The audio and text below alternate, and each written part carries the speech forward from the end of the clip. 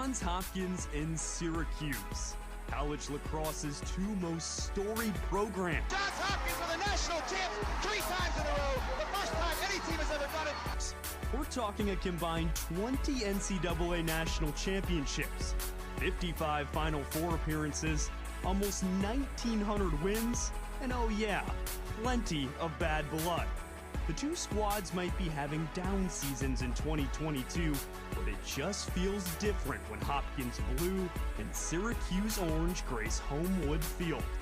Coming up, we've got everything you need to know about this chapter in the historic rivalry. It's Cuse Countdown, and it starts right now.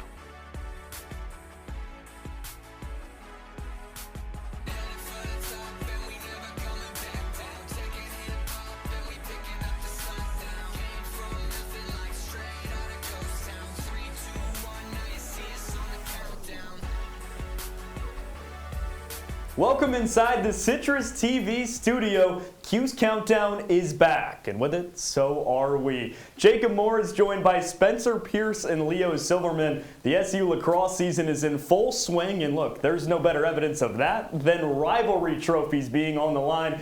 That was the case this past Sunday. The Orange retained the Kraus-Simmons Trophy following an 18-16 victory over old rival Hobart. As the score suggests, the game was anything but a cakewalk for SU. The Statesmen jumped out to a 2-0 lead. This game was tied throughout the second and third quarter, and SU held just a 1-goal lead with 37 seconds left. But take a deep breath. The Orange escaped with their 8th straight win over the Statesmen.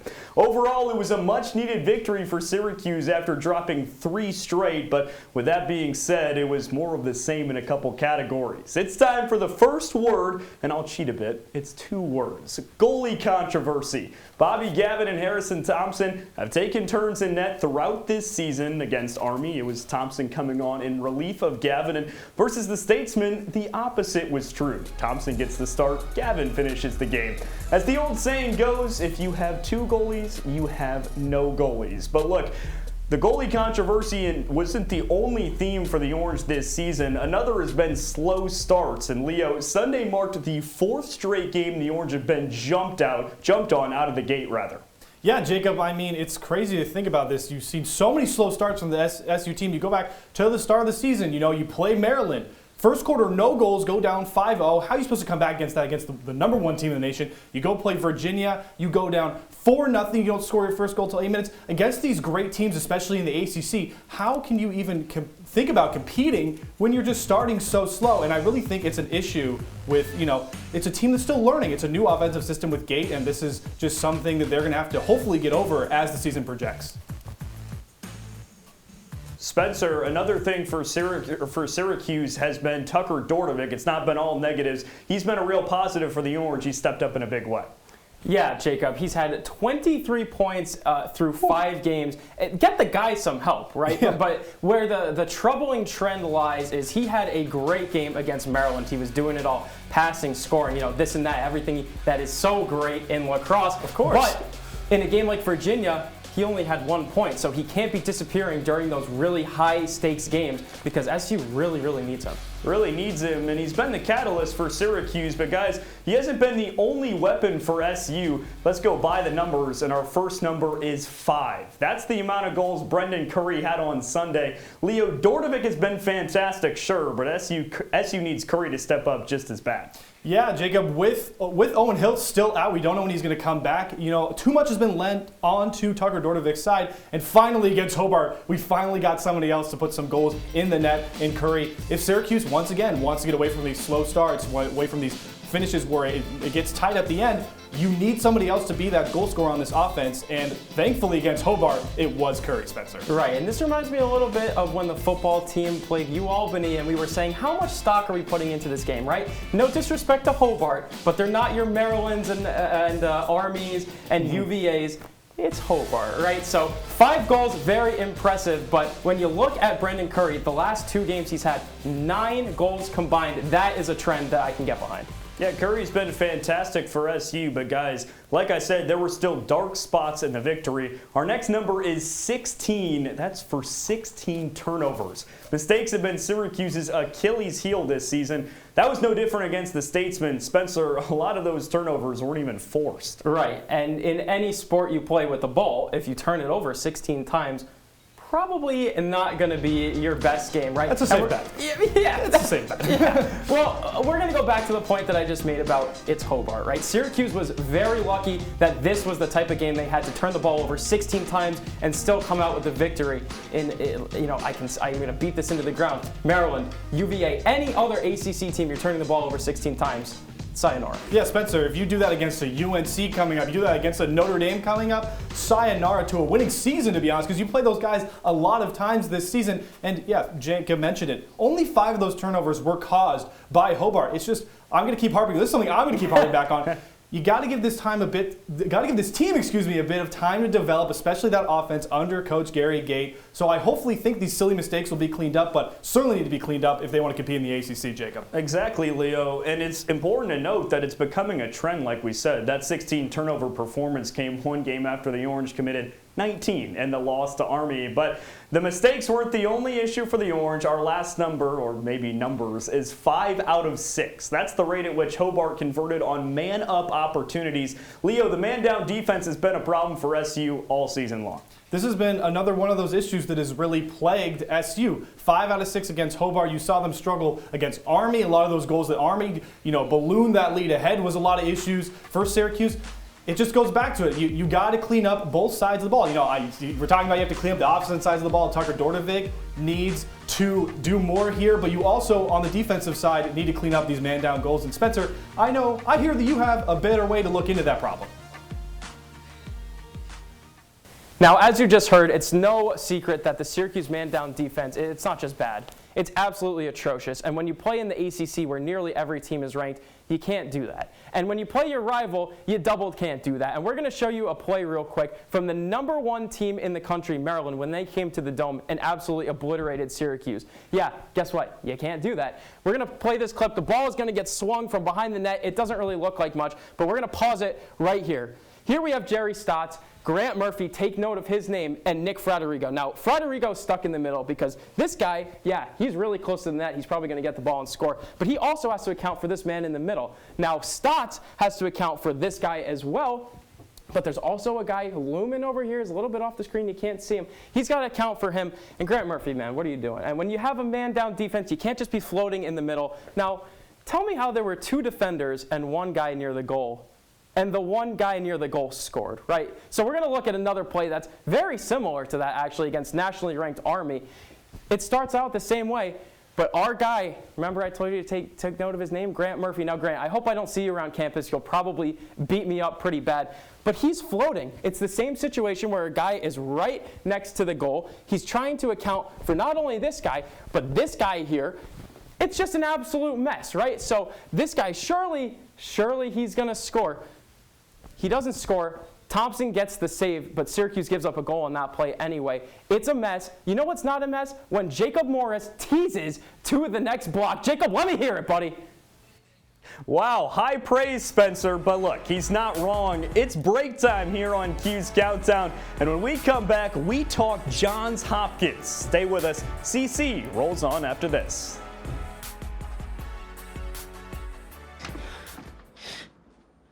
Your daughter just had her first breakup. Do you A, put yourself in her shoes? B, console her? Don't worry, sweetie. This is gonna happen a lot. Or C, find her a new boyfriend? Nice, single boys. That was weird. As a parent, there are no perfect answers. But you don't have to be perfect to be a perfect parent. Thousands of teens in foster care will love you just the same. Well, Thomas, you've got prediabetes. But with more exercise and a change in diet, it can be reversed. I've tried exercising. It just makes me hungry for bacon. I love bacon, too. And who really likes to exercise? Not me. Me neither. Nobody. So we're good? What? Oh, you still have prediabetes. Big time.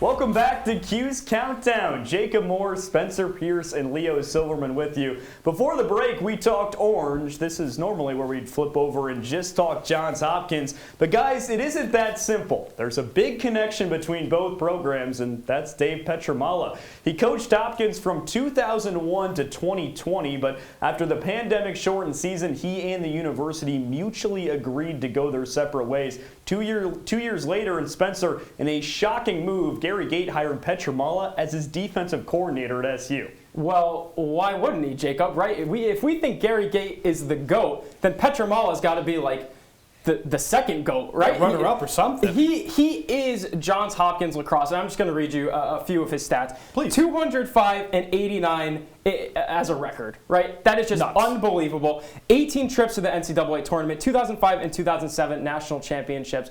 Is that good? That's pretty good, The Spencer. guy's Wikipedia page is longer than the Bible. I was scrolling, and it just wouldn't stop. The guy's amazing. Yeah, Spencer, not to mention, he is a member of the U.S. Men's Lacrosse Hall of Fame. So there's another thing for that. And, you know, Jacob, to go back to the point of his connection to Syracuse, Johns Hopkins, obviously it's a rivalry. You know, you look back to the history of these teams, especially in the championship, in the NCAA tournament, Petramala got knocked out by Syracuse in the Final Four in their 2004 run, and then in 2008 they got knocked out in the final game by Syracuse by a John Jesko squad. So now he's here, and it's very exciting for all SU fans. Exciting is right, and Leo, those connections, those games that you mentioned, that's what made Gates' hiring of Petramala a bit of a shock for people around SU. And Petramala's connections to the rival in terms of Johns Hopkins, that's what made, again, it's shocking on both sides, and it's the same way in Baltimore. Hopkins attacker Connor DeSimone says it'll be odd to see his old head coach on the other sideline. I think it's going to be a little weird in the beginning. I mean, he was such an influential person in my life, and I've kind of grown up with the early recruiting. I've known him since I was in 8th grade and until a few years ago, and we still have a great relationship. So I think it's going to be a little odd seeing him on the other side of the ball and seeing him in the orange, but at the same time, I'm excited to get him back to Homewood and happy he's back at Homewood because obviously he's a great mentor of mine, a great coach, and even a better player when he was here. So DeSimone will now play a big role in trying to break down his former coach's defensive unit. Spencer, Petramala won a national championship as a player with Hopkins, then 2 more in his 20 years of coaching in Baltimore. But that doesn't really tell the full story. The program was struggling before his departure. Right, and it doesn't even have so much to do with this year now that he's gone. Like you said, Jacob, before he was gone last year, just 4-9. That is very John Hopkins-esque. And the season before that was canceled by COVID, 2-4. And I know that my friend Leo, he's over across the studio. He's got something good to tell us. Thanks, Spencer. When you think of historic franchises in the world of sports, quite a few can come to mind. There's the Celtics and the Lakers in the NBA, or maybe you fare Alabama and Ohio State in college football. When it comes to men's collegiate lacrosse, though, nobody compares to Syracuse and Johns Hopkins. Since the modern era began in 1971, the Orange and the Blue Jays are 1-2 in all-time championships, with Syracuse only 1 trophy ahead of Johns Hopkins, 10-9. So that means SU is effectively the most storied franchise in men's lacrosse history, right? Well, if the show was in black and white, Johns Hopkins would have about 35 more titles from the pre-modern era. On top of that, the Blue Jays are 30 wins shy of reaching 1,000 all-time victories as a school, a record nobody is close to matching. Yet despite such historically fantastic numbers, the last 2 years of Johns Hopkins men's lacrosse has been nothing short of a disappointment. Last year, the Blue Jays finished with 9 losses for the first time in the modern era, a feat their former head coach David Petramala never accomplished in his nearly 20 years helming the program. So what gives, Blue Jays? Was Petramala the only thing holding Johns Hopkins back from mediocrity? Is the Big Ten all about Maryland and Rutgers now? These are only questions time can answer. All I know as the current history minor I am is that Johns Hopkins is currently on a historically rough downtrend, with this season only bringing more questions than answers. Oof. More questions than answers in Baltimore. That's not a phrase that's usually associated with Johns Hopkins. That doesn't mean this team is void of talent. Multiple guys stand out on this Blue Jays team. One of them just popped up on your screen. That's attacker Joey Epstein. This guy was ranked as the #1 overall recruit according to Inside Lacrosse in 2019. And for the most part, he's held up his end of the bargain. He was a third-team All-American as a freshman. He became the first sophomore to serve as a Hopkins captain since 1975. This season, he leads the Blue Jays in goals as well as points. He's the type of guy that can blow a game open at any point, but Spencer, he's not the only dangerous threat on the Hopkins attack, right? Oh yeah, we're going to talk a little Connor DeSimone. His initials are CD because you must see him. He is must-see TV. Last season, 25 goals, 20 assists, 45 points on the year. This season, he's fallen off a little bit, but he's still one of the most electric players on the team. The one thing to point at this year, why he's struggling a little bit, his shooting percentage down to .235, definitely less than ideal. He's had 3 games, though, with 4 points this season. He's getting back on track, and it might be scary for the Orange. Could be scary for the Orange. So, Leo, Epstein and DeSimone head the Blue Jay attack, but goalie Josh Kierson is in his second year at Hopkins after transferring from Ohio State. He provides a real veteran presence in between the pipes. Oh yeah, Jacob, you guys cover the offensive side. I'm here to make sure we cover the brick wall between the pipes here. Josh Kierson. Listen, when he was with Ohio State before that COVID year shut him down, he led the Big Ten in save percentage. This guy knows how to keep balls out of the net. He has a nearly 49% save percentage so far this season, and he's no stranger to heroics late in the game in the cage. If you're SU, you get to Kierson early, or he will not let many balls through that net that day. All right, so Kierson provides a threat for SU. Should be interesting on Sunday, but we've run up against another break. When we come back, we've got a special treat. We're playing CCSI. Crimes have been committed. Oh yeah, we're here to solve them. Don't touch that remote. CC is back after this.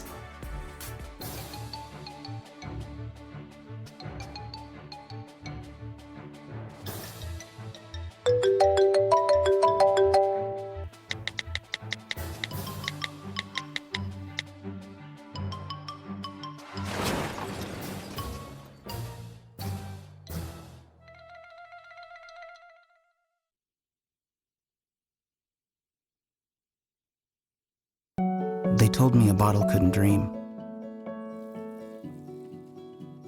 That I would never become a superhero.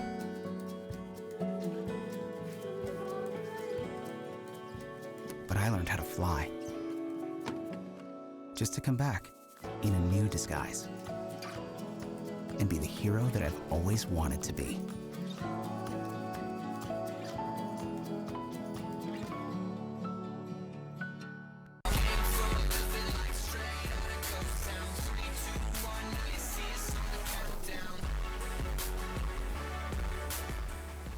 We're back on Cuse Countdown. Jacob Morris joined across the studio by Spencer Pierce and Leo Silverman. Guys, it's the moment you've been waiting for. We're playing CCSI. We've got 3 crime scenes related to Syracuse lacrosse. Our investigators over there, they're going to tell me who's responsible for the crime scene. So we begin with an egregious one. Guys, a real crime was committed out on that field, and that's SU's late game woes. This team has been dominated in the second half by Maryland, Virginia, and Army. Spencer, tell me, who's responsible for this crime? All right, well, first of all, I feel like I need a monocle. I feel like I need a... Monocle? Yeah, I don't know. That's like Sherlock Holmes with CSI. I'm doing detective work here, and guess who I found to be guilty? It's Dave Petramala, the guy that we just gushed about for so long, right? Wow. They gave up. Yeah. Wow me all you want. This man is guilty. Outscored 10-3 in the second half against Army and 3-2 against Hobart. And you know what? Maybe it's not even such a second half problem. Like we mentioned, scoreless in the first quarter against Maryland. So if this team is trying to catch up and play hero ball the whole time, what time do they have to play defense? Spencer, I can't believe you just went after Petramala like that. I can't back that because this guy knows who the real criminal is around here, and that would be your face-off man, Jacob 10 years. Well, he knows about crimes because he's not worrying about dry cleaning. Jacob Fopp is your criminal on this one. Listen, he's had a couple of games here in the late stages where he's just losing too many faceoffs in a row. It let Army extend that lead. It let Hobart win the goal difference in that final quarter. And if Spencer, I don't know if you know this, but if you're not winning faceoffs, you don't get to play a whole lot of offense in lacrosse. So Jacob Fopp hopefully steps up going forward here, but he's my suspect number 1 right now, Jacob. All right, so we've got Jacob Fopp as well as Coach Petramala as the suspects for the first crime scene. But look, late game woes haven't been the only issue, guys. Shocker, we've got another crime scene. No. This one is for turnovers. It's real bad. The Orange have turned it over 35 times in the past 2 games. Like we've talked about, plenty of those have been unforced. Leo, you got to tell me who committed this crime. Jacob, I'm going to go after the golden son of SU's offense here. Tucker Dordevic committed this crime of the turnover issue. And listen, it's not all his fault, all right? He's had to play just so much hero ball because this SU offense has basically completely ran through him on that right side. He's trying to make too many plays on his own, and he's turning the ball over and making too many errors. He's tied for the lead on the team right now with turnovers on 9. So Tucker Dordevic, you've done a lot for this team so far, but I caught you committing that crime of turnovers, and you know it too, Spencer. Well, guess who he's tied with? My number 1 suspect, Owen Seabold. He's got 9 on the season. He had 11 all last season, so something went awry, right? And Owen Seabold is not doing enough, especially like Tucker Dordevic, who's doing everything out there, like you said. Yeah. Owen Seabold's not doing nearly enough to make up for those mistakes. So I pin this on you, Mr. Seabold. Do you think Seabold's good with his dry cleaning, though? I'm going to have to ask him. I don't know.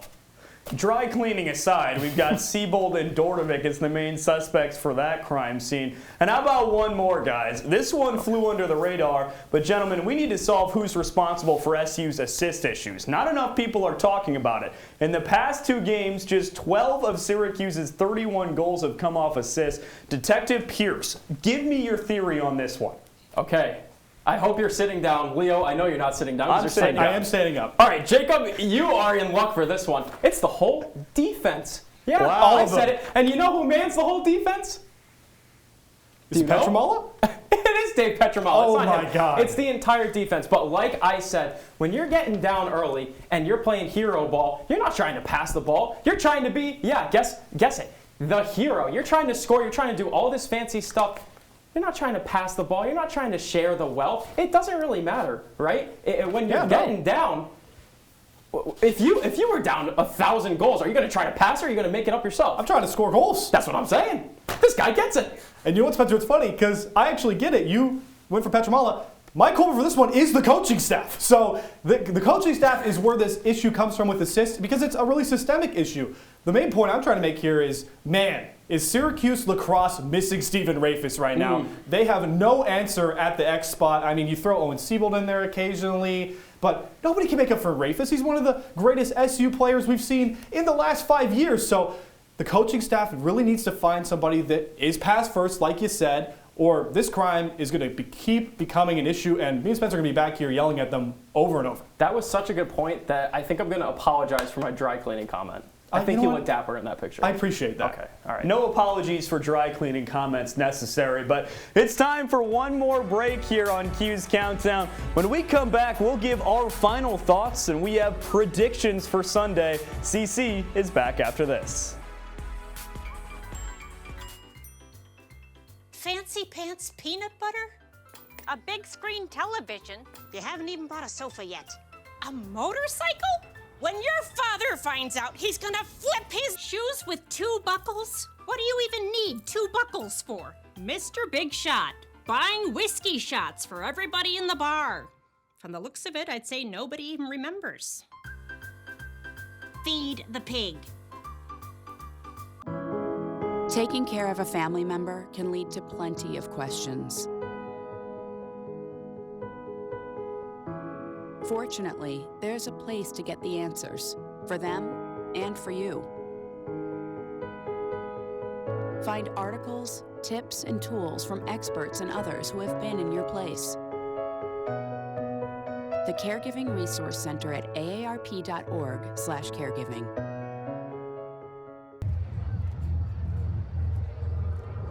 Looking for these? You drive buzzed. It could be one very expensive ride. First, you gotta make bail. Then pay me to get your car back. Your insurance premiums will go through the roof. And my legal fees just keep adding up. All told, it could end up costing you $10,000. buzzed, busted, and broke. Because buzz driving is drunk driving.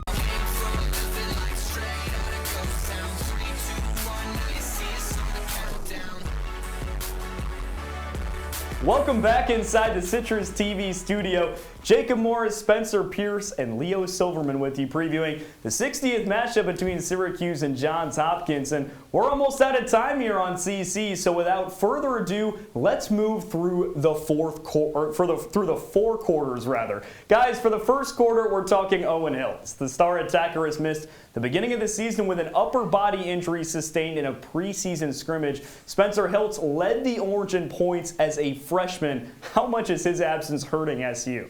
It's almost immeasurable. Now, Hiltz had one of the most prolific freshman seasons that this team has ever had. And that's saying a lot considering the history of this team. It's SU. Well, it is SU. Who would have known? But when a guy like him goes down and the team morale goes down with him, and even the media was saying that Syracuse was not going to have as good of a season, that's when you know just how important someone like Owen Hiltz is. So, Jacob, to answer your question, I think it's immeasurable. Yeah, it really is immeasurable, Spencer. I'm going to agree with you on this one. I know we went at each other with our crime scene investigations before, but I mean, you look at the numbers: 29 goals, 19 assists as a freshman. Certainly very prolific, and you know that's last year. That's the past season. I think the past is really about just so many ends for Syracuse lacrosse. Like you had your last season with Drake Porter in the cage. We already talked about Stephen Rafis, his final season. Of course, we haven't mentioned him. John Desko. You know that was his final year. So many final past people from last year that are gone, and it's a new slate, Jacob.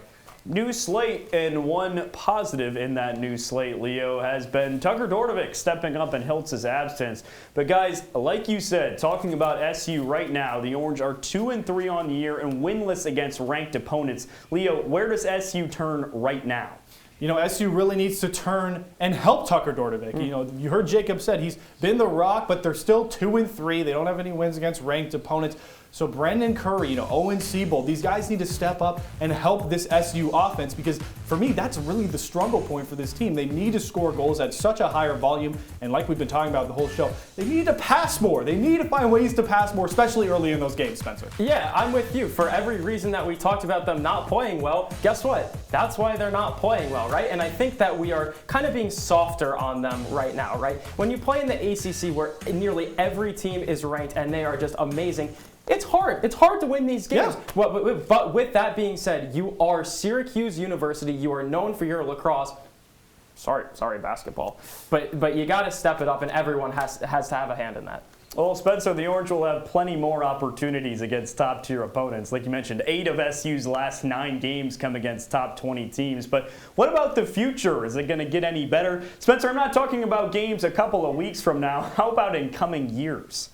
What do you know about the guy? I think you know what I'm going to say. I think I know. Joey Spallina. Bingo. This guy is so good. He's got an NIL deal already, right? And so you're going to pair him with Owen Hiltz and all the returners, everyone that is coming back next year. They're going to have another year under their belt. And you know what? Maybe it's a good thing that this season's a little rocky. It teaches them some adversity. But other than that, Joey Spallina is going to be the savior of Syracuse lacrosse. Yeah, I mean, you talk about Spallina. Stevie Finno, we got John Mullen. Those are guys you could slide into your midfield and your Fogo spot. So both of those guys could be super important to this team along with Spallina. All right, well, those guys are the future. Going back to the present, how about predictions? Johns Hopkins and Syracuse. Spencer, who you got? I'm going to go the Orange, take this one 15-12. It's going to be a close game throughout, and Syracuse has had a lot of trouble trying to close these games out. I think this is their get-right game. 15-12, the Orange take this one. Yeah, Spencer, I like what you're thinking. I'm going Orange with you as well. I'm going 16-10, though. I like the momentum they're putting together on offense with Brandon Curry scoring 9 goals in his last 2 games next to Dordevic. Give me the Orange to win big, over Johns Hopkins. All right, 2 winning predictions. Syracuse gets the win, according to Leo and Spencer. But that's about all the time we have on this edition of Cuse Countdown. Syracuse and Johns Hopkins going head-to-head Sunday at 4.